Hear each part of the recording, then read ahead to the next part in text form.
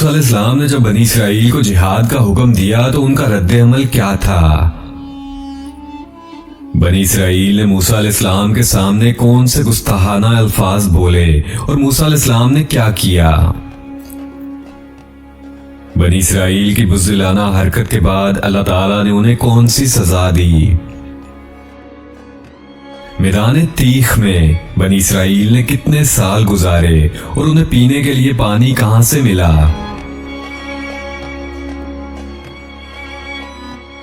یہ اور اس طرح کے تمام سوالات کے جوابات جاننے کے لیے ہماری آج کی ویڈیو کو مکمل دیکھیں، ہمارے چینل دی لیڈنگ لائٹس کو سبسکرائب کریں اور ساتھ ہی موجود بیل آئیکن کو کلک کریں تاکہ ہماری آنے والی تمام ویڈیوز آپ تک بروقت پہنچ سکیں۔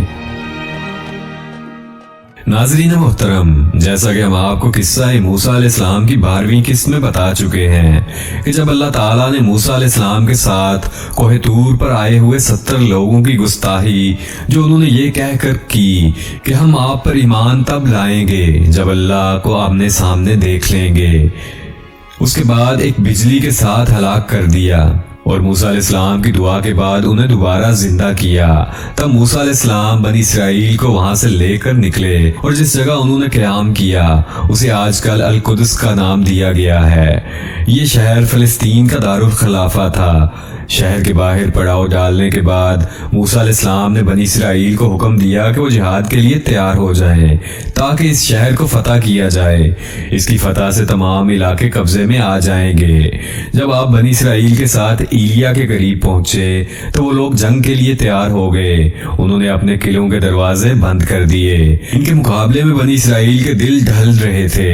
موسیٰ علیہ السلام نے انہیں حکم دیا کہ یکجان ہو کر ان پر ایک ہی بار ہلہ بول دو اور انہیں تہس نہس کر دو۔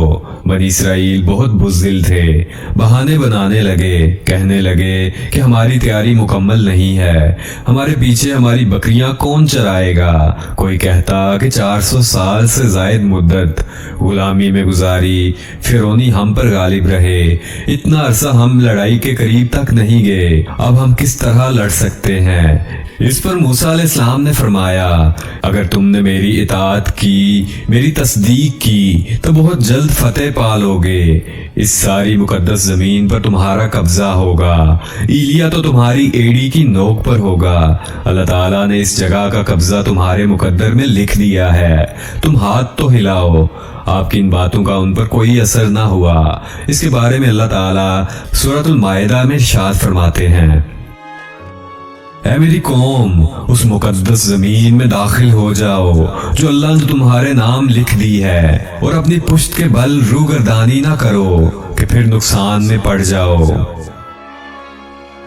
اس پر انہوں نے جو جواب دیا سورہ المائدہ میں ایسے آیا ہے، انہوں نے جواب دیا کہ اے موسیٰ، وہاں تو زور آور سرکش لوگ ہیں، اور جب تک وہ وہاں سے نکل نہ جائیں ہم تو ہرگز وہاں نہیں جائیں گے، اور ہاں اگر وہ وہاں سے نکل جائیں تو ہم خوشی سے اس میں داخل ہو جائیں گے۔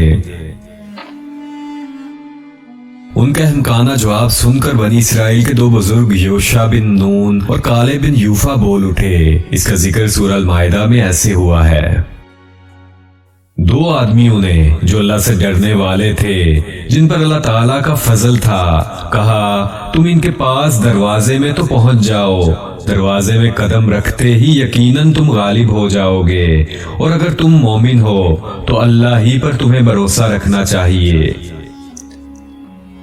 یہ ان کے لیے اتنی آسان بات تھی، لیکن بنی اسرائیل کی 1 لاکھ تعداد میں سے کسی ایک شخص کو بھی اس پر عمل کرنے کی توفیق نہ ہوئی، یہاں تک کہ وہ 70 آدمی جو آپ کے ساتھ کوہ طور پر گئے تھے وہ بھی ٹس سے مس نہ ہوئے، حالانکہ اللہ تعالیٰ نے انہیں دوبارہ زندگی عطا فرمائی تھی۔ بڑی ڈٹائی سے کہنے لگے کہ ہم وہاں ہرگز نہ جائیں گے۔ اس کے بارے میں اللہ تعالیٰ ارشاد فرماتے ہیں، قوم نے جواب دیا کہ اے موسیٰ، جب تک وہ وہاں ہیں تب تک ہم ہرگز وہاں نہ جائیں گے، اس لیے تم اور تمہارا پروردگار جا کر دونوں ہی لڑ بھیڑ لو، ہم یہیں بیٹھے ہیں۔ یہ زبردست قسم کے گستاخانہ الفاظ تھے۔ ان کے مقابلے میں غزوہ بدر کے موقع پر صحابہ اکرام نے جو جواب دیا وہ تاریخ کے اوراق میں سنہری حروف سے درج ہے۔ جب نبی کریم صلی اللہ علیہ وسلم نے صحابہ اکرام سے مشورہ لیا، انہیں خبر دی کہ قریش کا لشکر آ پہنچا، تو صحابہ اکرام نے عرض کیا کہ اے اللہ کے رسول، خدا کی قسم ہم آپ سے وہ ہرگز نہ کہیں گے جو بنی اسرائیل نے موسیٰ علیہ السلام سے کہا تھا کہ تو اور تیرا رب دونوں چلے جاؤ اور لڑو، ہم یہیں بیٹھے ہیں، بلکہ ہم کہتے ہیں کہ آپ اور آپ کا پروردگار دونوں لڑیں، ہم بھی آپ کے ساتھ لڑیں گے۔ اس ذات کی قسم جس نے آپ کو حق کے ساتھ مبعوث فرمایا ہے، اگر آپ ہم کو برق غمیق تک لے چلیں تو ہم رستے والوں سے لڑتے بھٹتے آپ کے ساتھ وہاں تک بھی چلیں گے۔ موسیٰ علیہ السلام بنی اسرائیل کے گستاخانہ الفاظ سن کے پریشان ہوئے اور اللہ تعالیٰ سے دعا کی۔ موسیٰ کہنے لگے کہ الہی، مجھے تو سوائے اپنے اور اپنے بھائی کے کسی اور پر کوئی اختیار نہیں، تو ہم میں اور ان نافرمانوں میں جدائی ڈال دے۔ چنانچہ اللہ تعالیٰ نے فوراً ہی بنی اسرائیل کے لیے ایک اور آزمائش اور سزا کا فیصلہ فرمایا۔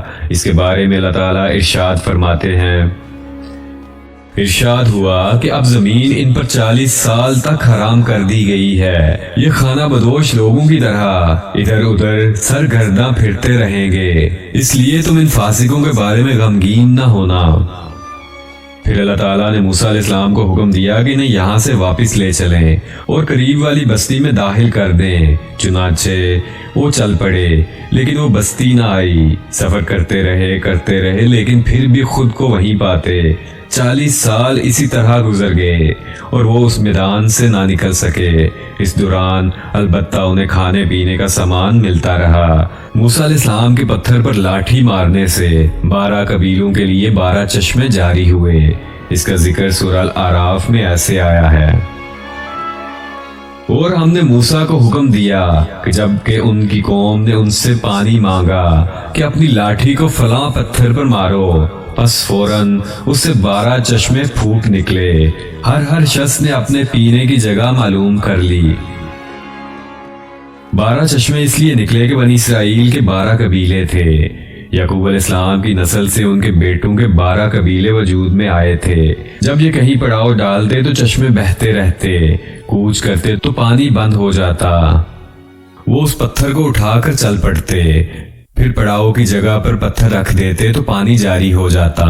40 سال اسی طرح گزرے، کیونکہ وہ ایک صحرا میں تھے، وہاں سایہ نہیں تھا، سورج کی گرمی کی شدت تھی۔ آخر انہوں نے کہا کہ موسیٰ، اپنے رب سے دعا کریں کہ ہم دھوپ سے بچ جائیں۔ آپ نے دعا فرمائی تو اللہ تعالیٰ نے ان کے لیے سائے کا انتظام کر دیا۔ اللہ تعالیٰ نے اس کے بارے میں سورہ الاعراف میں ارشاد فرمایا ہے، اور ہم نے ان پر بادلوں کا سایہ کر دیا۔ اس طرح جب ان کو بھوک ستاتی تو ان کے پاس بے شمار پرندے آ جاتے، اور ہم نے ان پر من اور سلوہ نازل کیا۔ ان 40 سالوں میں کچھ اہم واقعات بھی پیش آئے۔ ان میں سب سے مشہور قصہ گائے والا ہے۔ ایک دن وہ نیند سے بیدار ہوئے تو انہوں نے اپنی قوم کے بڑے افراد میں سے ایک شخص کو دیکھا کہ اسے قتل کیا جا چکا تھا۔ قاتل کی کھوج لگانے کی کوشش کی لیکن کامیابی نہ ہوئی۔ آخر وہ سب موسیٰ علیہ السلام کے پاس آئے۔ آپ نے اللہ تعالیٰ سے دعا کی، تب اس سلسلے میں وحی نازل ہوئی۔ اللہ تعالیٰ اس کا ذکر سورہ البقرہ میں فرماتے ہیں، اور موسیٰ نے جب اپنی قوم سے کہا کہ اللہ تمہیں ایک گائے ذبح کرنے کا حکم دیتا ہے تو انہوں نے کہا کہ ہم سے مذاق کیوں کرتے ہو؟ آپ نے جواب دیا کہ میں ایسا جاہل ہونے سے اللہ کی پناہ پکڑتا ہوں۔ ناظرین، یہاں ہمارے سلسلہ دی لیڈنگ لائٹس کے قصہ موسیٰ علیہ السلام کی 13ویں قسط مکمل ہوئی۔ اس میں موجود تمام واقعات قرآن پاک، احادیث نبوی اور مستند کتابوں کا مجموعہ ہے۔ موسیٰ علیہ السلام اور بنی اسرائیل کی زندگی کے باقی واقعات کے بارے میں جاننے کے لیے آپ کو ہماری اگلی ویڈیو تک انتظار کرنا ہوگا۔ جانے سے پہلے ہمارے چینل دی لیڈنگ لائٹس کو سبسکرائب کریں اور ساتھ ہی موجود بیل آئیکن کو کلک کریں تاکہ ہماری آنے والی تمام ویڈیوز آپ تک بر وقت پہنچ سکیں۔ اور ناظرین، ہماری آج کی ویڈیو کے متعلق اپنی قیمتی رائے کا اظہار نیچے موجود کمنٹ باکس میں ضرور کیجیے گا۔ شکریہ۔